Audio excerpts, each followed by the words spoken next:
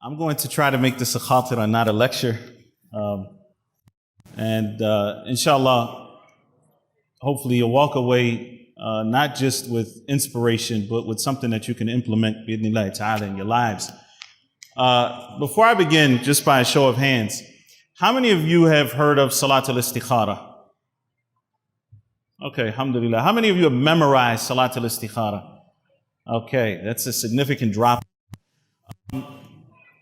I want us to notice something at the very beginning of that hadith, and this is not about salatul istikhaarah, but it's about the beginning here with Jabir ibn Abdullah radiyallahu ta'ala anhuma. He says, Nabi sallallahu alayhi wa sallam, yu'allimuna al-istikhaarah kama yu'allimuna surah al-Qur'an. The Prophet sallallahu alayhi wa sallam would teach us the istikhaarah the way that he would teach us a surah from the Qur'an. In other words, memorize the words, because Allah subhanahu wa ta'ala is also important. Not just what you ask for, not just that we say it's from our hearts, which is very important, but that you do your best to call upon Allah subhanahu wa ta'ala the way that the Prophet sallallahu alaihi wasallam called upon him.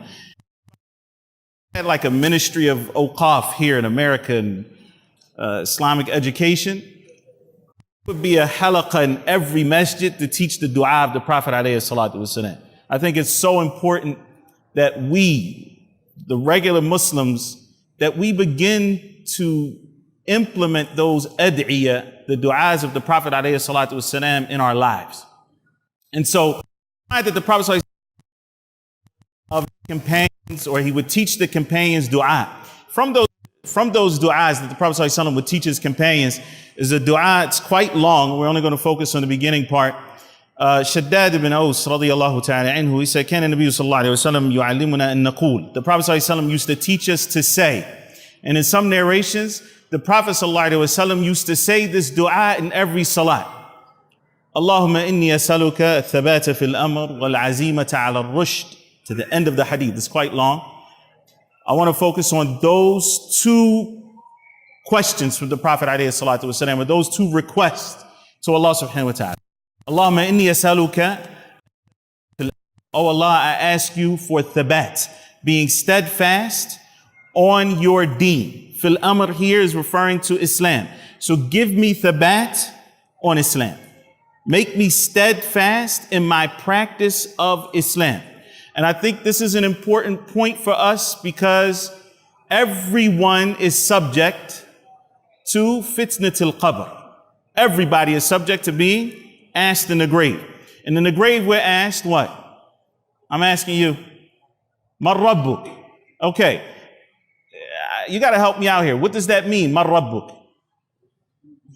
Who is your Lord? But does it mean, in this sense, are you being asked, who do you believe created the heavens and the earth only? Or are you actually being asked who you worshiped? Who is your Lord? Here, Rabbuk actually asking you who you worshiped. Madinuk. What's that mean? What is your religion? Be careful. A lot of times we oversimplify this stuff. It's not asking you what religion you think is the truth, or is your last name, last name or a Daisy last name, and then you say that you're a Muslim. It's asking you, what did you practice? So, ma dini al-Islam, my religion is Islam. That means you have to practice something from the deen. It's not just enough to walk around with a card that says that I'm a Muslim. وَمَن نَبِيُّكَ, yani who did you take as your prophet, the one whom you followed his instructions, alayhi salatu wasalam. So, the point here is when we're asking Allah for thabat, we're asking him to give us steadfastness on this deen, we're going to be asked about our steadfastness. Did we really practice this deen or not? And so we want to be steadfast. The second part of this, what we're focusing on, is Allahumma inni as'aluka thabata fil amr wal azimata ala rushd. And we ask you, or I ask you, to give me firm resolve, firm determination to be rightly guided. Ar-rushd. I want to stop at this word. This is going to be the end of what we talk about today. But I'm going to explain it the way that Allah subhanahu wa ta'ala explained it in the Quran. Because another thing that's important is not just that we learn the words of dua. Like, for example, you're going around the Kaaba, between the Yemeni corner and the black stone, we say, رَبَّنَا آتِنَا فِي الدُّنْيَا حَسَنَةً وَفِي الْآخِرَةِ حَسَنَةً وَقِنَا عَذَابَ النَّارِ. Oh Allah, give us the good of this life, the good of the next life, and save us from the punishment of the fire. But do we really understand the implications of what we're asking for? A lot of times we don't until we give it some thought. And so we're asking Allah here to be steadfast upon His deen, and we're asking Him for firm resolve and determination to be rightly guided, for rushd. But what does rushd mean? Allah subhanahu wa ta'ala says in the Quran, أُولَٰئِكَ هُمُ الرَّاشِدُونَ. They are the rightly guided. They are the ones who have rushd. Who? Who is Allah subhanahu wa ta'ala talking about? Where does that ayah come? I'm even asking I know some of you are huffaz, mashallah. أُولَٰئِكَ هُمُ الرَّاشِدُونَ. They are the rightly guided. And by the way, one of the things, subhanAllah, one of the first lessons that we took when I was many moons ago when I started my master's in Medina, our teacher actually used to make us bring in the book and read and stop at every pronoun and say, what does that pronoun refer back to? Because you're not going to understand language if you don't know who's he, who's she, who's it, who's they. أُولَٰئِكَ هُمُ الرَّاشِدُونَ. They are the rightly guided. Who is Allah subhanahu wa ta'ala talking about? Allah says at the beginning of that ayah, وَاعْلَمُوا أَنَّ فِيكُمْ رَسُولَ اللَّهِ. Know that amongst you all is the messenger of Allah.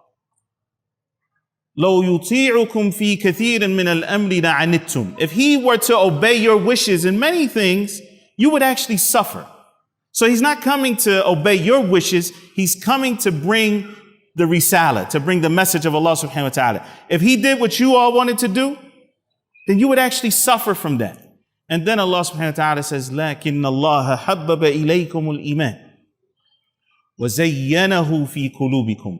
But Allah made Iman beloved to you. He endeared Iman to you. وَزَيَّنَهُ فِي قُلُوبِكُمْ. And made it pleasing to your hearts.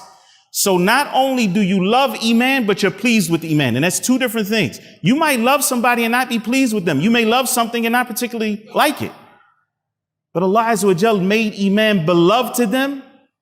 And Iman here is not just talking about something in the heart. It's talking about your faith. It's talking about your statements. It's talking about the actions of Islam. They become beloved to you. And we can ask ourselves, and Ikhwan, wallahi, this is stuff that's important for us, and especially as we raise our children to teach them to love Iman. What's our language around salat? Because Allah Azza wa Jal calls salat Iman in the Quran. What's our language around salat? Do we say, oh yeah, well, let's just pray so we can get it out the way and then we can go do A, B, C, and D? Do we use that kind of language? Or do we actually love salat? The Prophet ﷺ said, جُعِلَتْ قُرَّةُ عَيْنِي فِي الصَّلَاةِ. My enjoyment has been made with salat. And the Prophet ﷺ would say to Bilal, أَرِحْنَا بِهَا. Yani, bring us comfort through this salat. A lot of us say, arihna what? Minha. Bring us comfort by getting it over with. Let us have comfort despite it. So what is our language around Iman? Do we really love it? Are we teaching our children to love it? Are we teaching the next generation to really love faith? He says, so they love faith. وَزَيَّنَهُ فِي قُلُوبِكُمْ وَكَرَّهَ إِلَيْكُمُ الْكُفْرَ وَالْفُسُوقَ وَالْعِصْيَانَ. أُولَٰئِكَ هُمُ الرَّاشِدُونَ. And they despise kufr. And they despise defiance, al-fusuq. And they despise al-isyan, or disobedience to Allah subhanahu wa ta'ala. So they despise everything that is opposite of faith, or that is contrary to faith. Whether it destroys faith from the very foundation, which is kufr, or whether it attacks the completion of faith, which is al-fusuq, which is referring to major sins, or al-isyan, which is referring to minor sins. They despise those things. And we have to understand, I don't want somebody will come here and take a soundbite and say, oh, that's hate preaching. They're teaching us to hate. Well, our Prophet ﷺ said, Man ahabba lillah, wa abghada lillah, wa a'ta lillah, wa mana'a lillah, faqad istakmala al-iman. Whoever loves for Allah and hates for the sake of Allah And he gives for the sake of Allah and he withholds for the sake of Allah has completed iman. And those who don't have those qualities have not completed faith. We're not talking about hate for the sake of hate. We're talking about hating sin because it creates a barrier between us and Allah subhanahu wa ta'ala. And that's the important part here. Not just that we hate the consequences. Many of us may know people who have fallen into sins. They don't necessarily hate the sin, but they hate the consequences of the sin. So they hate the fact that they got caught cheating on their spouse. Not that they actually did that action and it pushed them away from their relationship with Allah subhanahu wa ta'ala. And Tawbah is translated into English as what? Repentance. Repentance actually means islah. So you're fixing your relationship with Allah subhanahu wa ta'ala, because when you sin, every time we sin, we're messing up part of that relationship with Allah subhanahu wa ta'ala. And so we hate for those things to come between us and the one we love subhanahu wa ta'ala. Okay, so again, the believer, the rasheed, when we ask Allah for firm determination to be rasheed, for rushd, we're asking Allah to make iman beloved to us, and that he makes those other things that are contrary to iman despised to us. نسأل الله عز وجل أن يحبب إلينا الإيمان وأن يزينه في قلوبنا. ربنا آتنا في الدنيا حسنة وفي الآخرة حسنة وقنا عذاب النار. صلى الله وسلم وبارك على نبينا محمد.